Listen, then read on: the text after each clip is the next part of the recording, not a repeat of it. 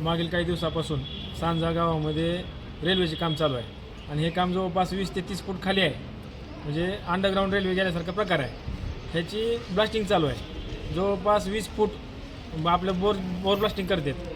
20 फूट त्यांनी खड्डा घेऊन त्याच्यामध्ये ब्लास्टिंगचे स्फोटकं टाकून उडवतात आणि एका वेळी 20-20, 30-30 चेन ब्लास्टिंग करते.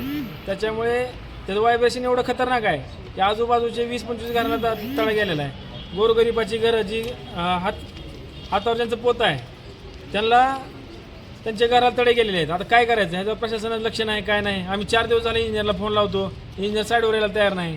का एखाद्या गरीबाचं घर पडल्यावर यायला जागा येणार आहे का? त्याच्यामुळे आज आम्ही जिल्हाधिकारी साहेबांना भेटायला आलतो. त्यांना सत्य परिस्थिती फोटोसहित दाखवली आम्ही आणि लवकरात लवकर ह्याच्यावर कारवाई करावी आणि जे नुकसान होणार आहे गोरगरिबाच्या घराचं ते टाळावं अशी आमची मागणी आहे. आणि जर ह्यांनी अजून बी लक्ष दिलं नाही तर आम्ही येणाऱ्या 4-5 दिवसात शिवसेना स्टाईल आंदोलन करू.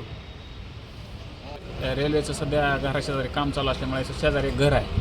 त्या घरात ती बिचारी सकाळी 7 वाजता जाते धुणं भांडी करायला, संध्याकाळी 7 वाजता जाते. लहान लहान लेकरं आहे, तिचं घर फाटलं आहे आज. आणि रेल्वे प्रशासनाला फोन केला, त्यांच्या अधिकाऱ्याला कुठल्या फोन केला ते घर फाटलं आहे बघायला कुणीही येत नाही. आतापर्यंत जवळजवळ 7-8 घराला तडे गेलेत. काही जणांच्या स्लॅपला गेलेत, काही जणांना घराला गेलेत, काही जणांच्या पडदीला गेलेत. आणि ह्यांची एवढी मोठी ब्लास्टिंग आहे की दुपारी असं वाटतं की घर डोक्यावर पडतं काही. आता मागणी काय केली तुम्ही? मागणी आम्ही ह्यांना एवढीच केली की ते बोर ब्लास्टिंग असेल, अगर तुमची कसली ब्लास्टिंग असेल ते गावाशेजारी त्यांनी बंद करावी आणि ब्रेकर ही पद्धत वापरून त्यांनी त्यांचं काम चालू करावं.